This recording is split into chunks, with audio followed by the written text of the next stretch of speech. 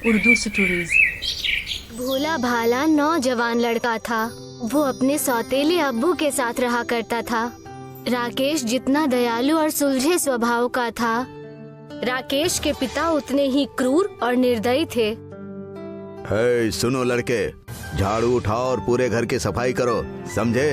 अगर मुझे घर में किसी भी जगह धूल मिट्टी या मकड़ी के जाले दिखाई दिए तो तुम्हारी डंडे से पिटाई करूंगा, समझे? राकेश ने बहुत मेहनत से घर का एक एक कोना साफ किया, फिर भी उसके अब्बू ने सफाई में कमी निकाल दी। वहाँ देखो बेवकूफ, उस अलमारी पर अभी भी धूल है, जल्दी पोछा उठाओ और सफाई करो उसकी, जल्दी।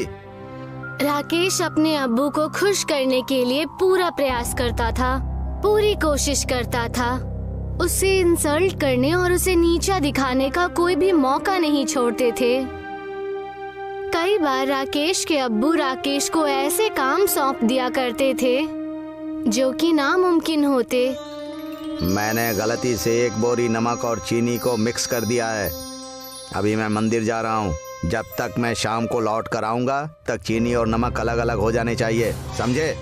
अगर तुमने अपना काम पूरा नहीं किया तो रात को तुम्हें खाना नहीं मिलेगा। राकेश को समझ नहीं आया कि वो एक बोरी नमक और एक बोरी चीनी को अलग कैसे करे। राकेश नदी के पास जाकर रोने लगा।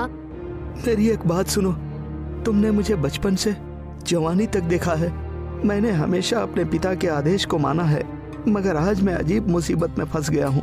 मुझसे नमक और चीनी अलग अलग नहीं होती, बताओ मैं क्या करूँ? तभी अचानक नदी से एक देवी निकल कर आई। तुम कौन हो? मैं नदी की देवी हूँ। तुम क्यों रो रहे हो बालक? मेरे पिता ने मुझे एक बोरी नमक और चीनी अलग अलग करने के लिए कहा है, जो नामुमकिन है। अगर मैंने ये काम नहीं किया तो मुझे खाना नहीं मिलेगा। तुम यहीं ठहरो और बिल्कुल भी फिक्र मत करो, मैं अभी तुम्हारा काम करके आती हूँ।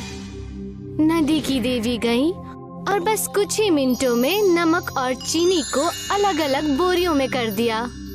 शाम को जब राकेश के अब्बू वापस लौटे तो नमक और चीनी को अलग अलग देखकर चौंक गए। आज तुम्हारी किस्मत अच्छी है जो तुम मेरे हाथों से बच गए, मगर तुम फिक्र मत करो, तुम्हारे लिए कल का काम तैयार है। कल तुम 100 किलो सूखी मिर्च को पीसकर उसका पाउडर बनाओगे, समझे? राकेश के अब्बू अगले दिन सुबह दोस्तों के साथ घूमने निकल गए। राकेश को समझ नहीं आ रहा था कि वो 100 किलो मिर्च अकेले कैसे पीस सकता है। राकेश नदी के किनारे जाकर फिर से रोने लगा। नदी, एक बात सुनो, तुमने मुझे बचपन से जवानी तक देखा है। मैंने हमेशा अपने पिता के आदेश को माना है, मगर आज मैं मुसीबत में फंस गया हूँ। मुझसे 100 किलो मिर्ची पीसी नहीं जाती, मैं क्या करूँ? नदी की देवी नदी से बाहर आई और बोली, तुम क्यों रो रहे हो बालक? अरे मेरे पिता ने मुझे 100 किलो मिर्च का पाउडर बनाने का आदेश दिया है, जो नामुमकिन है। मैं अकेले 100 किलो मिर्च का पाउडर कैसे तैयार करूं? तुम फिक्र मत करो, तुम कुछ देर यहीं रुको, मैं अभी तुम्हारा काम निपटा कर आती हूँ। देवी गई और 100 किलो मिर्च का पाउडर बनाकर चली आई। अब तुम बेफिक्र होकर घर जा सकते हो बालक। शाम को जब राकेश के अब्बू घर लौटे, उन्होंने देखा कि सारी मिर्च का पाउडर बन चुका है। राकेश के अब्बू की हैरत से आंखें फटी रह गई। लगता है ये लड़का कुछ भी कर सकता है। राकेश के अब्बू के मन में लालच आ गया और उन्होंने अपने बेटे से कहा, ए लड़के सुनो, कल मेरे लिए एक शानदार मकान तैयार करो जिसमें 12 बेडरूम होने चाहिए, समझे? अगर मकान तैयार नहीं हुआ तो तुम्हें घर से निकाल दूंगा, बात समझ लेना तुम। अगले दिन वापस राकेश उस नदी के पास जाकर रोने लग गया। नदी, मेरी बात सुनो ना। मैंने हमेशा अपने पिता के आदेश को माना है, लेकिन आज मैं अजीब सी मुसीबत में फंस गया हूँ। मुझसे 12 बेडरूम वाला मकान तैयार नहीं होता। नदी, मैं क्या करूँ? नदी की देवी निकल कर आई और बोली, तुम फिक्र मत करो, मैं मकान तैयार कर दूंगी। नदी की देवी ने चुटकियों में 12 बेडरूम वाला मकान तैयार कर दिया। शाम को जब राकेश के अब्बू वापस लौटे तो आलीशान मकान को देखकर उनकी आंखें फटी की फटी रह गई। वो खुशी से पागल हो रहे थे, लेकिन उन्होंने राकेश के सामने अपनी खुशी जाहिर नहीं की। मैं एक एक करके सारे बेडरूम के अंदर जाकर देखूंगा कि मकान ठीक से बना है कि नहीं। तुम मेरे पीछे रहोगे। राकेश के अब्बू एक एक करके सारे बेडरूम का मुआयना करने लगे। जब वो एक बेडरूम के अंदर थे तो अचानक नदी की देवी वहाँ प्रकट हुई और उन्होंने दरवाजे को बाहर से बंद कर दिया। राकेश के अब्बू बेडरूम के अंदर कैद हो गए। दरवाजा खोलो राकेश। राकेश दरवाजा खोलो। क्या ये तुमने किया है? हाँ, ये राकेश ने किया है।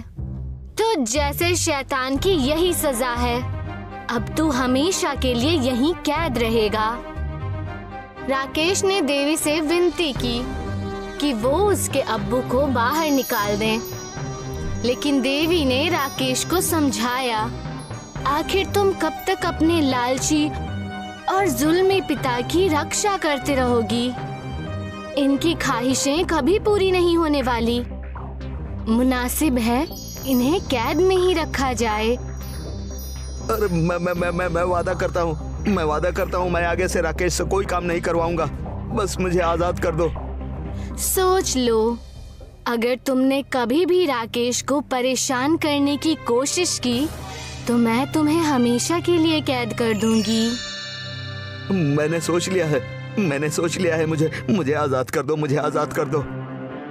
देवी ने दरवाजा खोल दिया और राकेश के अब्बू हमेशा के लिए मकान से भाग गए। अब राकेश अकेले उस 12 बेडरूम वाले घर में रहता था। राकेश अकेले रहते रहते बोर होने लगा। तब उसे किसी साथी की जरूरत थी जो सुख और दुख में उसका साथ दे सके। एक दिन जब राकेश घर से बाहर बैठा हुआ था तो उसे एक लड़की दिखाई दी जो कि साइकिल चलाना सीख रही थी। राकेश ने देखा कि लड़की बार बार बैलेंस बनाने की कोशिश कर रही है, लेकिन नीचे गिर जाती है। राकेश उस लड़की के पास जाकर बोला, क्या मैं तुम्हारी कुछ मदद करूं? हाँ जरूर। तुम साइकिल पर ध्यान मत दो, बस सामने देखो और पैडल मारती जाओ। राकेश ने उस लड़की को एक ही दिन में साइकिल सिखा दी और उन दोनों के बीच में दोस्ती हो गई। मेरा नाम राकेश है और तुम्हारा? मेरा नाम पिंकी है। राकेश और पिंकी मन ही मन एक दूसरे से प्यार करने लगे। कुछ दिन बाद राकेश ने पिंकी से कहा, क्या तुम मुझसे शादी करोगी? हाँ जरूर। पिंकी एक दिन जब अपने घर पहुंची तो अपने बचपन के दोस्त उदित से मिली। उदित सोचता था कि बड़ी होकर पिंकी उससे शादी करेगी, लेकिन पिंकी उदित को सिर्फ अपना दोस्त समझती थी। पिंकी ने उदित को राकेश के बारे में सब कुछ बता दिया और ये भी बता दिया कि वो राकेश से शादी करना चाहती है।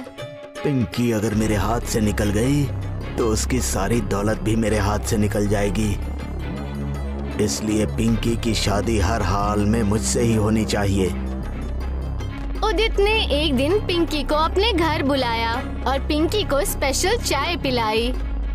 अपने दोस्तों को अपने हाथ की चाय पिलाना मुझे बहुत पसंद है। उस चाय में एक जादुई जड़ी बूटी थी। पिंकी उसके काबू में हो गई। क्या तुम मुझसे शादी करोगी? हाँ। पिंकी के घर शादी की तैयारियां होने लगी। राकेश को जब पता चला कि पिंकी किसी और से शादी कर रही है तो उसका दिल टूट गया और वो नदी के पास जाकर रोने लगा। नदी एक बात सुनो ना, मैंने किसी से सच्चा प्यार किया तो मुझे धोखा क्यों मिला? पिंकी ने तुम्हें धोखा नहीं दिया। उसके दोस्त उदित ने उसे वश में किया है ताकि वो पिंकी की दौलत हड़प सके। उसके जादू को तोड़ने के लिए तुम्हें पिंकी के पास जाकर अपना प्यार कबूल करना होगा। राकेश तुरंत दौड़ता हुआ पिंकी के पास जा पहुंचा। पिंकी के हाथों पर उस समय मेहंदी रचाई जा रही थी। पिंकी, मैं तुमसे प्यार करता हूँ। ऐसा कहते ही पिंकी पर किया जादू टूट गया और उसे अपने दोस्त उदित की मंशा पता चल गई। पिंकी ने लात मारकर उदित को अपने घर से निकाल दिया और राकेश से शादी कर ली। इस वीडियो को लाइक करें, हमारे चैनल को सब्सक्राइब करें और बेल आइकन जरूर प्रेस करें हमारी न्यू वीडियो सबसे पहले देखने के लिए।